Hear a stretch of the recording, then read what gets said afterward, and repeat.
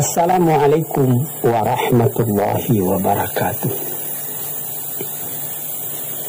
Tuan-tuan, saudara-saudara, ibu-ibu dan bapak-bapak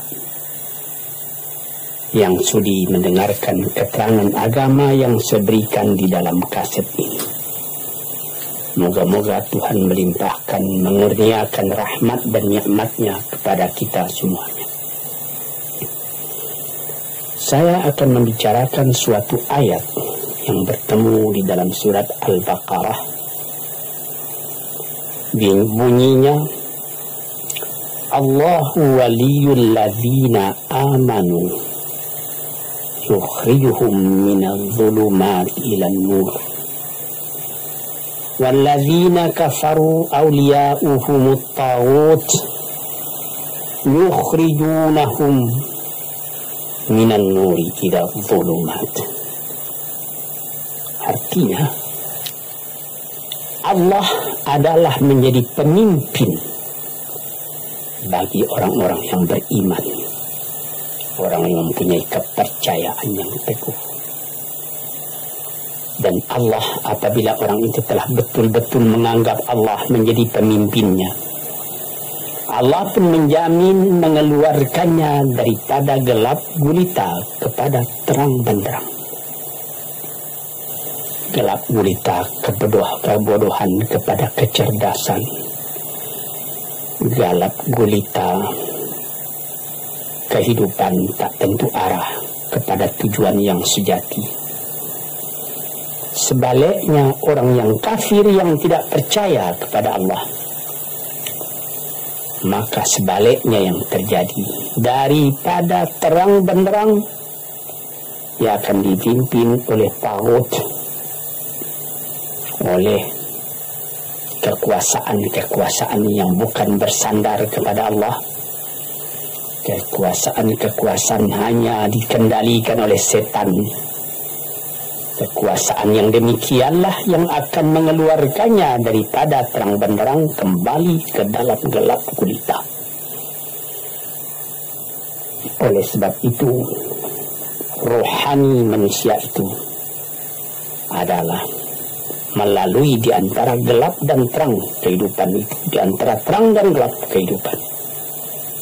Kalau sekiranya jasmani kita, kalau sekiranya badan kita yang lahir ini diberi cahaya oleh matahari yang terbit di waktu pagi, yang terbenam di waktu sore, rohani kita pun diberi juga terang oleh suatu yang lebih terang dari matahari, yaitu petunjuk dan hidayat Tuhan. Di dalam Al-Quran, Tuhan memberikan bujukan, memberikan jiwa besar kepada orang-orang yang beriman itu. Tuhan bersabda, La tahinu wa la tahzanu wa antumul a'launa in kuntum mu'minin. Engkau ini adalah orang yang tinggi kalau engkau tetap memegang kepercayaan kepada Allah Subhanahu wa ta'ala. Di dalam perjuangan hidup di dunia ini, perjuangan antara yang hak dengan yang batil, antara gelap dengan terang, antara keyakinan dan keraguan, manusia berjalan di sekitar itu. Di kiri dan di kanan kita berjumpalah gelap dan terang itu.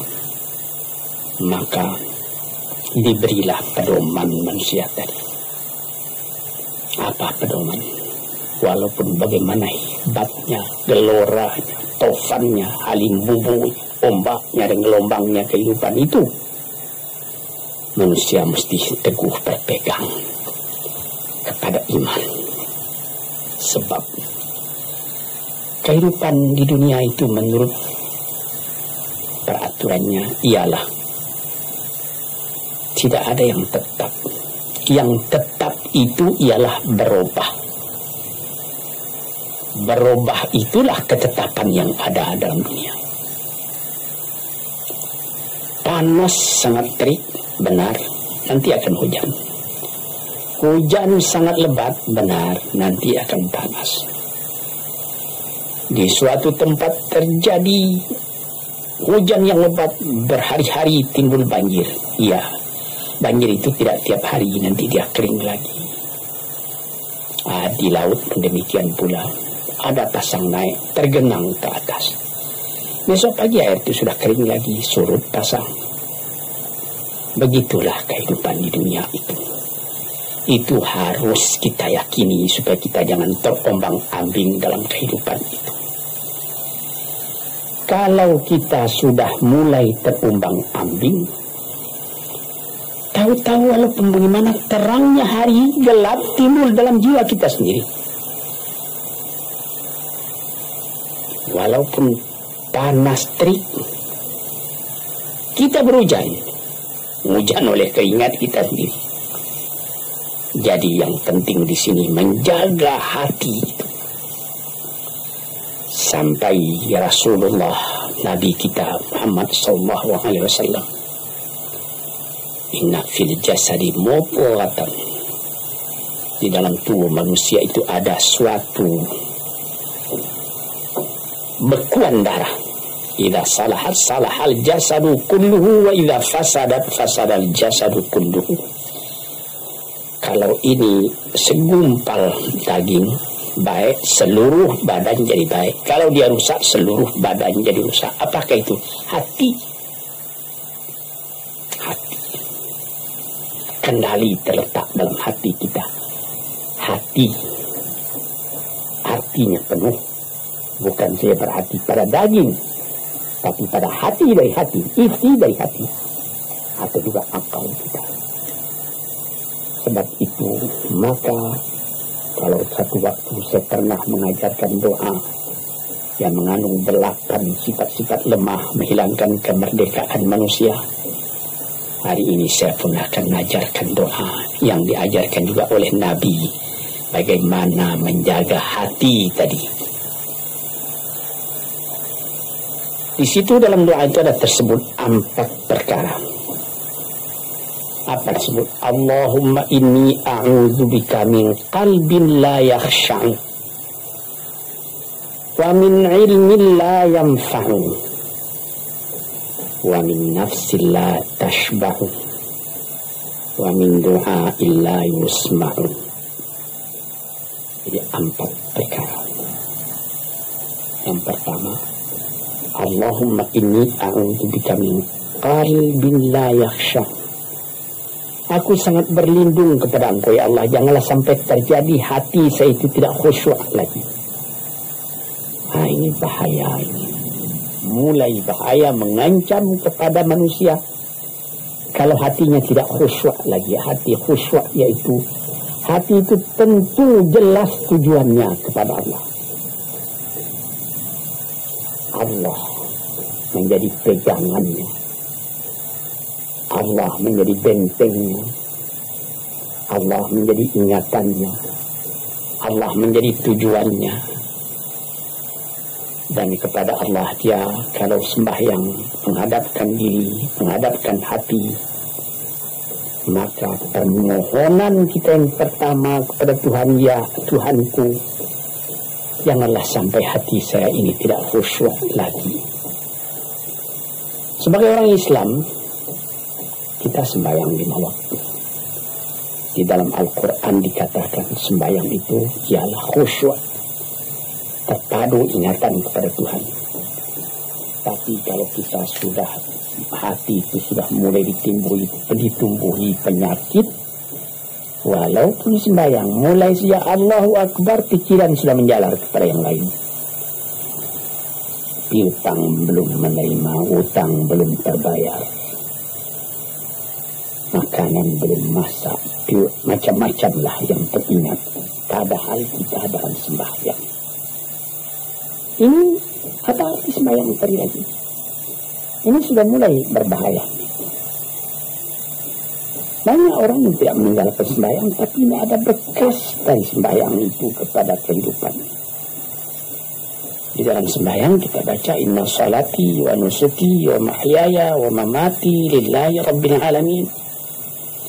Sesungguhnya sembahyangku dan ibadatku dan hidupku dan matiku sama sekali terserah kepada Allah. Ini dirasakan dalam hati, bukan cuma disebut di dalam mulut.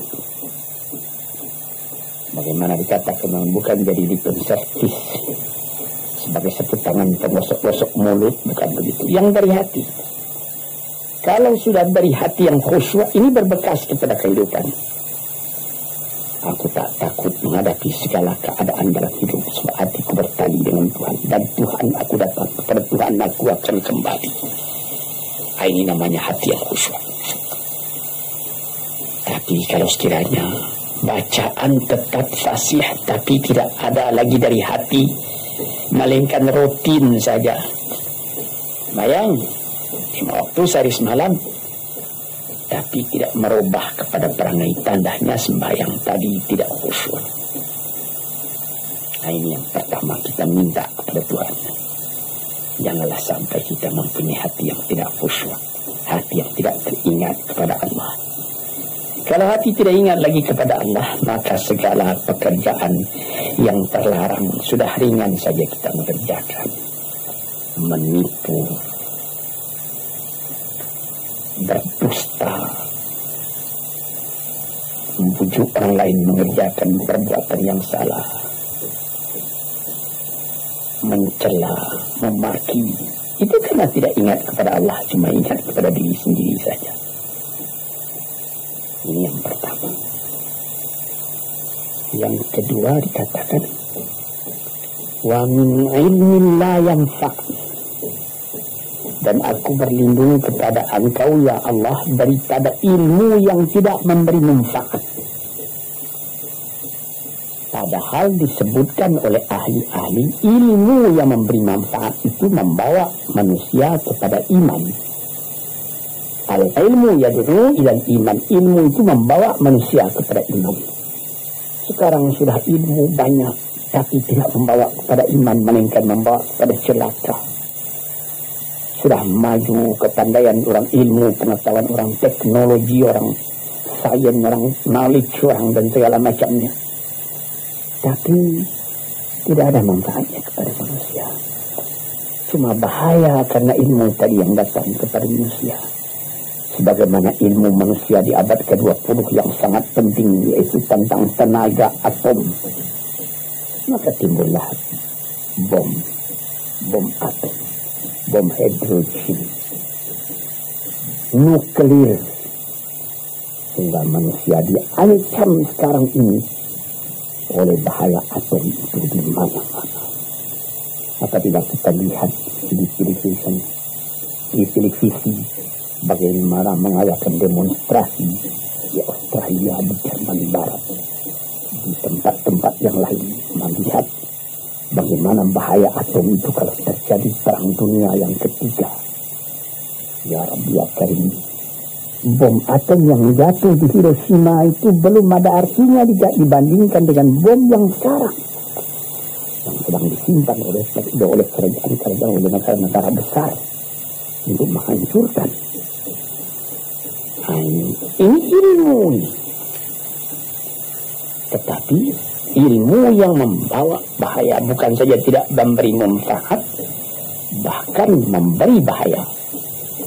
Di sini terasa oleh kita bahwa ilmu yang ada itu pun mesti dikembalikan atau dikendalikan oleh iman. Kalau tidak, maka nyawa manusia ini akan dipandang sebagai sampah saja. Dijatuhkan satu bom hidrogen ke dalam kota Jakarta ini, na'udzubillah min dzalik, umpamanya dimasukkan ke kota Jakarta ini satu bom hidrogen saja, itu sudah habis penduduk Jakarta yang lebih dari 5 juta. La haula wala quwwata illa billah. Ini minta kepada Tuhan, ya Allah, majulah ilmu manusia, majulah teknologi manusia, tetapi jangan hendaknya kemajuan itu membawa kepada bahaya. Jangan ilmu pengetahuan itu membawa kepada yang tidak memberi manfaat. Nah, ini doa yang kedua kepada Allah Tuhan sarwa sekalian alam. Yang ketiga disebut lagi, wa min nafsin la tashba'u, dan aku berlindung kepada Allah daripada nafsu. daripada diri, daripada ego, daripada tiap-tiap masing-masing diri ini yang tidak merasa kenyang. Ini juga bahaya besar. Inilah yang menimbulkan penjajahan di dunia. Inilah yang menimbulkan, disebut dalam bahasa Arab, al-ghazwul fikri, penjajahan. Sesudah Perang Dunia Kedua sudah banyak negeri-negeri yang merdeka, tetapi sekarang timbul lagi penjajahan baru. Apa? Penjajahan fikiran. Sehingga bangsa yang merdeka tadi tidak merdeka lagi fikirannya. Dia merdeka di dalam meniru kepada bangsa yang lebih kuat. Itu namanya terjajah juga. Jadi tuan-tuan yang terhormat, apa pangkalnya ini? Daripada nafsu serakah manusia. Nafsu serakah manusia sebagaimana tersebut di dalam hadis. Lau kana libni adama wadiyani min dhahabin labtagha thalithan. Wama yamla'u jawfubni adama illa turab. Kalau manusia itu mendapat suatu lembah yang penuh dengan kekayaan emas, suatu lembah, dia ingin supaya mendapat satu lembah lagi yang penuh juga dengan emas. Dapat 2 lembah, dia minta 3 lembah lagi yang penuh dengan iman. Nafsu manusia tidak pernah kenyang. Padahal akhirnya kalau dia sudah menutup mata, tidak ada yang akan memenuhi perutnya melainkan tanah. Saya teringat akan cerita yang disampaikan oleh Graf Leo Tolstoy, pujangga Rusia yang terkenal, bahwa orang yang tidak mempunyai nafsu yang kenyang itu, pada suatu hari katanya, ada satu orang kaya mempunyai tanah yang luas. Dia mengatakan kepada orang, boleh tuan-tuan mengambil tanah kepunyaan saya ini, berapa tuan suka, berapa tuan mau. Syaratnya cuma begini, sepanjang yang tuan berjalan dari timur ke barat, lantas sebelum matahari terbenam, tuan sampai kembali ke tempat tuan melangkah pertama tadi. Berapa saja tuan suka, boleh ambil tanah ini. Maka datanglah si tamak tadi. Tuan yang punya asli tanah tadi mengatakan, bawalah bakal, jangan lapar di jalan nanti. Baik, dibawanya nasi sebungkus, dia berjalan, jalan. Dari pukul 7 pagi. Kalau diambil kekuatan, anaknya pukul 10 dia sudah makan. Melangkah lagi beberapa ratus meter atau sekian, nanti boleh kekuatan buat kembali. Sehingga sebelum matahari terbenam, dia sudah sampai ke tempat dia menuju bermula. Tetapi ini orang bernafsu betul, dia minta supaya banyak tanah yang dapat didapatnya. Dibawanya nasi sebungkus, tapi dia tidak jalan di tengah jalan, tidak berhenti, kan nanti berapa meter itu nanti kalau saya berhenti, tanah yang kurang buat saya. Dia terus berjalan. Dia tidak ingat bahwa kekuatan masa pergi yang lebih cepat dengan kekuatan masa pulang yang lambat itu dia tidak taksir. Dia berjalan saja cepat-cepat. Sudah pukul 1 hari, sudah jauh perjalanan. Lantas nanti kembali, kelemahan badan, kondisi dan suatu situasi tidak sama lagi. Tidak secepat dia pergi dahulu lagi dia pulang kembali. Maka bukan pukul 7 dia sampai, atau pukul 5 sore tadi dia sampai ke tempat dia berjalan bermula, karena dia jalannya sudah lunglai, kaki sudah penat, badan sudah letih. Kira-kira baru pukul 2 dia tidak dapat berjalan lagi karena sudah lapar. Dia coba makan sedikit pun tidak bisa lagi seenak makan yang tadi.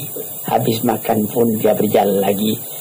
Pukul 3 dia terhenti. Jauh lagi baru sampai tempat yang pertama. Menurut syarat yang diberikan oleh mempunyai tanah yang pertama, kalau engkau tidak sampai ke tempatmu yang pertama tadi sorenya, tanah ini tidak engkau dapat lagi semua. Memang tidak sampai dia. Pukul 4 dia sudah berhenti berjalan, tidak kuat lagi. Mata sudah gelap. Akhirnya karena terlalu capek, terlalu penat, mati dia di tengah jalan. Berapa dia dapat tanah tadi lagi? Cuma sepanjang badannya untuk kuburannya, yang lain tinggal semua. Ini satu misal yang dibawakan oleh Ralph Leo Tolstoy yang sesuai dengan hadis Nabi tadi. Nafsul la tashba, diri manusia yang tidak pernah merasa kenyang. Kita berkehendak tidak terbatas, tapi tenaga kita sendiri terbatas. Ini sekali tidak dipikirkan oleh manusia. Dia punya angan-angan, dia punya macam teori yang dikeluarkan. Dia lupa bahwa nanti tenaganya itu akan terbatas karena sakit, karena lapar, karena tua. Sebagaimana pepatah dari nenek moyang kita, tanda-tanda dikirimkan lebih dulu bahwa kita tidak akan lama lagi di sini. Apa? Rambut, gigi, mata sudah mulai kabur. Uban sudah mulai bertabur. Gigi sudah mulai gugur. Kulit sudah mulai kendur. Kalau mata sudah kabur, uban sudah bertabur, gigi sudah gugur, kulit sudah kendur, sudah 4 perkara. Yang kelima ialah pintu kubur. Ini sekali manusia lupa yang bijak. Sebab itu dikatakan, ya Tuhanku, janganlah sampai aku ditumbuhi oleh penyakit nafsu yang tidak mau kenyang-kenyang itu.